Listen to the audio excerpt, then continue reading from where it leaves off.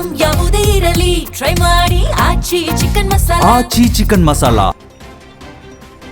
ಹಾರ್ಮೋಜ್ ಜಲಸಂಧಿಯ ಮೇಲಿನ ನಿರ್ಬಂಧದಿಂದಾಗಿ ಇಂಧನ ಪೂರೈಕೆಯಲ್ಲಿ ವ್ಯತ್ಯಯ ಆಗಿರುವುದರಿಂದ ಭಾರತದ ರಸಗೊಬ್ಬರ ಉತ್ಪಾದನೆಯ ಮೇಲೂ ಪರಿಣಾಮ ಬೀರಿದೆ. ದೇಶದ ಯೂರಿಯಾ ಉತ್ಪಾದನೆ ಅರ್ಧದಷ್ಟು ಇಳಿಕೆಯಾಗಿದೆ. ಮುಂಗಾರು ಹಂಗಾಮಿಗೆ 40 ದಶಲಕ್ಷ ಟನ್ ಯೂರಿಯಾ ಅಗತ್ಯವಿದ್ದು ಉತ್ಪಾದನಾ ವ್ಯತ್ಯಯವು ಆತಂಕ ಮೂಡಿಸಿದೆ.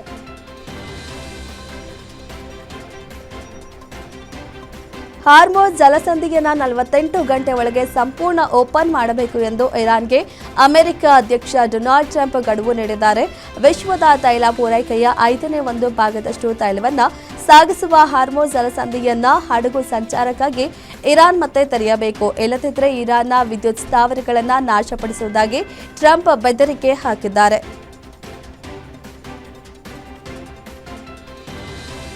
ಅಮೆರಿಕ ಮತ್ತು ಇಸ್ರೇಲ್ ಜಂಟಿಯಾಗಿ ಇರಾನ್ ಮೇಲೆ ನಡೆಸುತ್ತಿರುವ ಸಮರ 3ನೇ ವಾರಕ್ಕೆ ಕಾಲಿಟ್ಟಿದ್ದು ಸದ್ಯ ತಣ್ಣಗಾಗುವ ಯಾವುದೇ ಲಕ್ಷಣ ಕಾಣಿಸುತ್ತಿಲ್ಲ.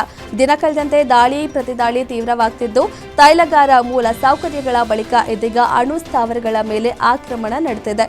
ಇರಾನ್ ಕೂಡ ಇಸ್ರೇಲ್ ಮೇಲಿನ ಕ್ಷಿಪಣಿ ದಾಳಿ ಮೂಲಕ ತಿರುಗೇಟು ನೀಡುತ್ತಿದೆ. ಇದರಿಂದ ಇಸ್ರೇಲ್ ಪ್ರಧಾನಿ ಬೆಂಜಮಿನ್ ನೆತನ್ಯಾಹು ಕೆರಳಿದ್ದು ಇರಾನ್ ವಿರುದ್ಧ ಕ್ರಮ ಕೈಗೊಳ್ಳುವಂತೆ ವಿಶ್ವ ನಾಯಕರಿಗೆ ಕರೆ ನೀಡಿದ್ದಾರೆ. ಸಾರ್ವಜನಿಕವಾಗಿ ಕಾಣಿಸಿಕೊಳ್ಳದ ಇರಾನ್ನ ನೂತನ ಸುಪ್ರೀಂ ಲೀಡರ್ ಮುಜ್ತಬಾ ಖಮೇನಿ ಎಲ್ಲಿದ್ದಾರೆ, ಬದುಕಿದ್ದಾರಾ ಎಂದು ಅಮೆರಿಕ ಪ್ರಶ್ನಿಸಿದೆ.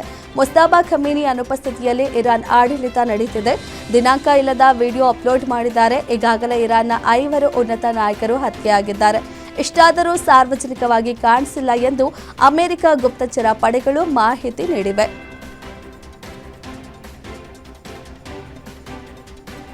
ಪರಮಾಣು ಸೌಲಭ್ಯವಿರುವ ಇಸ್ರೇಲಿ ಪಟ್ಟಣಗಳಾದ ಡಿಮೋನಾ ಮತ್ತು ಅರಾದ ಮೇಲೆ ಇರಾನ್ ಕ್ಷಿಪಣಿ ದಾಳಿ ನಡೆಸಿದೆ. ದಾಳಿಯಲ್ಲಿ 100ಕ್ಕೂ ಹೆಚ್ಚು ಜನ ಗಾಯಗೊಂಡಿದ್ದಾರೆ.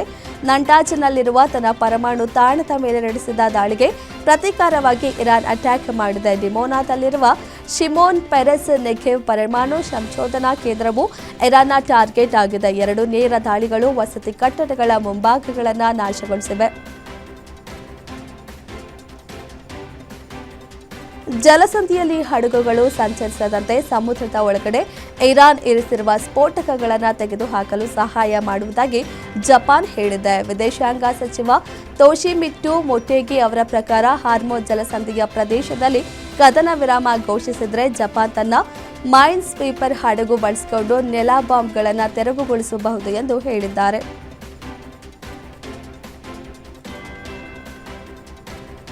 ಸೌದಿ ಅರೇಬಿಯಾ ಸೇರಿದಂತೆ ಇತರ ಗಲ್ಫ್ ರಾಷ್ಟ್ರಗಳ ಮೇಲೆ ಇರಾನ್ ನಡೆಸಿದ ದಾಳಿಗೆ ಬಲವಾದ ಪ್ರತಿಕ್ರಿಯೆ ಎಂಬಂತೆ ಸೌದಿ ಅರೇಬಿಯಾ ಮಿಲಿಟರಿ ಅಟ್ಯಾಕ್ ಸೇರಿದಂತೆ 5 ಇರಾನಿನ ರಾಜತಾಂತ್ರಿಕರನ್ನ ಅನಪೇಕ್ಷಿತ ವ್ಯಕ್ತಿ ಎಂದು ಘೋಷಿಸಿದ್ದು ದೇಶವನ್ನು ತೊರೆಯಲು 24 ಗಂಟೆಗಳ ಕಾಲಾವಕಾಶ ನೀಡಿದೆ.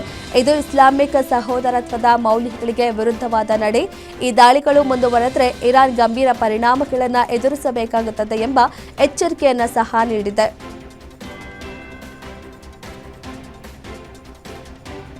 ಕತಾರ್ನಲ್ಲಿ ಮಿಲಿಟರಿ ಹೆಲಿಕಾಪ್ಟರ್ ದುರಂತ ಸಂಭವಿಸಿದ್ದು 6 ಮಂದಿ ಮೃತಪಟ್ಟಿದ್ದಾರೆ.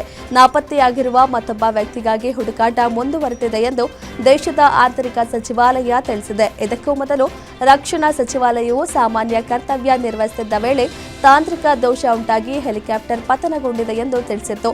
ಇದಕ್ಕೂ ಪಶ್ಚಿಮ ಏಷ್ಯಾದ ಸಂಘರ್ಷಕ್ಕೂ ಯಾವುದೇ ಸಂಬಂಧವಿಲ್ಲ ಎನ್ನಲಾಗಿದೆ.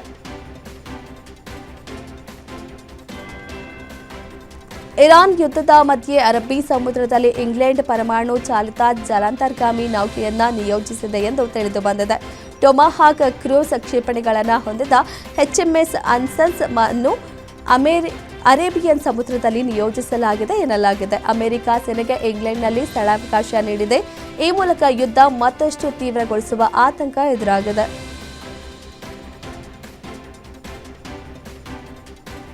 ಪಾಕಿಸ್ತಾನ ಜಗತ್ತಿನ ಎದುರು ಮತ್ತೊಮ್ಮೆ ಬೆತ್ತಲಾಗಿದೆ. ಪಾಕ್ ಭಯೋತ್ಪಾದಕ ರಾಷ್ಟ್ರ ಎನ್ನುವುದು ಮತ್ತೊಮ್ಮೆ ಪ್ರೂವ್ ಆಗಿದೆ.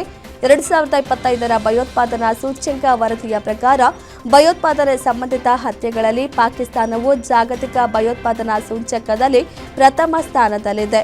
Institute for economics and peace ಪ್ರಕಟಿಸಿದ 2026ರ ಜಾಗತಿಕ ಭಯೋತ್ಪಾದನಾ ಸೂಚ್ಯಂಕದ ಪ್ರಕಾರ ಪಾಕಿಸ್ತಾನ ಕಳೆದ ವರ್ಷ 1139 ಭಯೋತ್ಪಾದನಾ ಸಾವುಗಳನ್ನು ದಾಖಲಿಸಿದೆ. ಮಧ್ಯಪ್ರಾಚ್ಯದಲ್ಲಿ ನಡೆಯುತ್ತಿರುವ ಉದ್ವಿಗ್ನತೆ ಇನ್ನೂ ಶಮನವಾಗಿಲ್ಲ.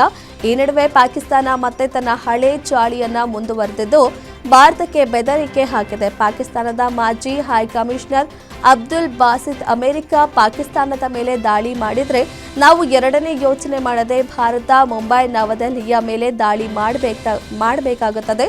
ನಾವು ಅದನ್ನು ಬಿಡುವುದಿಲ್ಲ. ನಂತರ ಏನಾಗುತ್ತದೆ ಎಂದು ನೋಡೋಣ ಎಂದು ಹೇಳಿದ್ದಾರೆ.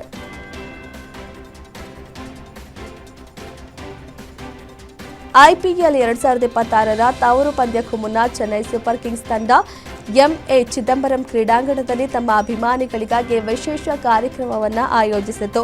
ಮಾಜಿ ದಿಗ್ಗಜ ಆಟಗಾರರನ್ನು ಒಂದೇ ಸೂರಿನಡಿ ಕರೆತಂದಿತು. Michael Hussey, Dwayne Bravo, Parthiv Patel, S Badrinath ಮತ್ತು ಸುರೇಶ್ ರೈನಾ ಅವರಂತಹ ಆಟಗಾರರು ಮತ್ತೊಮ್ಮೆ ಹಳದಿ ಜರ್ಸಿಯನ್ನು ಧರಿಸಿ ಐತಿಹಾಸಿಕ ಚೆಪಾಕ್ ಮೈದಾನಕ್ಕೆ ಕಾಲಿಟ್ಟಾದಾಗ ಅದು ಅವರ ಹಳೆಯ ನೆನಪುಗಳನ್ನು ಮತ್ತೆ ಹುಟ್ಟುಹಾಕಿತು. IPL champion Royal Challengers Bengaluru ತಂಡದ ಖರೀದಿ ರೇಸ್ನಲ್ಲಿ ಬಿಗ್ ಟ್ವಿಸ್ಟ್ ಉಂಟಾಗಿದ್ದು ಆದಿತ್ಯ ಬಿರ್ಲಾ ಗ್ರೂಪ್ ಈ ರೇಸ್ಗೆ ಎಂಟ್ರಿ ಕೊಟ್ಟಿದೆ. ಕೆಲ ದಿನಗಳ ಹಿಂದೆ ಅಂತಿಮ ಹಂತದ ರೇಸ್ನಲ್ಲಿ 2 ಕಂಪನಿಗಳು ಮಾತ್ರ ಉಳಿದುಕೊಂಡಿವೆ ಎಂದು ವರದಿಯಾಗಿತ್ತು. ಆದರೆ ಇದೀಗ ಆರ್ಸಿಬಿ ಖರೀದಿಸುವ $2 ಬಿಲಿಯನ್ ರೇಸ್ನಲ್ಲಿ ಆದಿತ್ಯ ಬಿರ್ಲಾ ಗ್ರೂಪ್ ಕಾಣಿಸಿಕೊಂಡಿದೆ.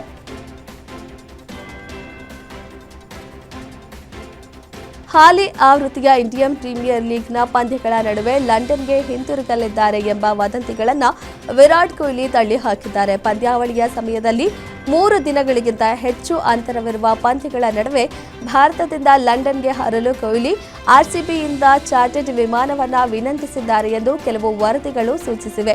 ಈ ಕುರಿತು ಕೊಹ್ಲಿ ಇದು ಸುಳ್ಳು ಸುದ್ದಿ ಎಂದು ಘೋಷಿಸಿದ್ದಾರೆ. ಹಾಲಿ ಚಾಂಪಿಯನ್ ರಾಯಲ್ ಚಾಲೆಂಜರ್ಸ್ ಬೆಂಗಳೂರು ತಂಡವು ಮಾರ್ಚ್ 28ರಂದು ಎಂ ಚಿನ್ನಸ್ವಾಮಿ ಕ್ರೀಡಾಂಗಣದಲ್ಲಿ ಸನ್ ರೈಸರ್ಸ್ ಹೈದರಾಬಾದ್ ವಿರುದ್ಧ ಆಡುವ ಮೂಲಕ ತನ್ನ ಐಪಿಎಲ್ 2026ರ ಅಭಿಯಾನವನ್ನು ಪ್ರಾರಂಭಿಸಲಿದೆ.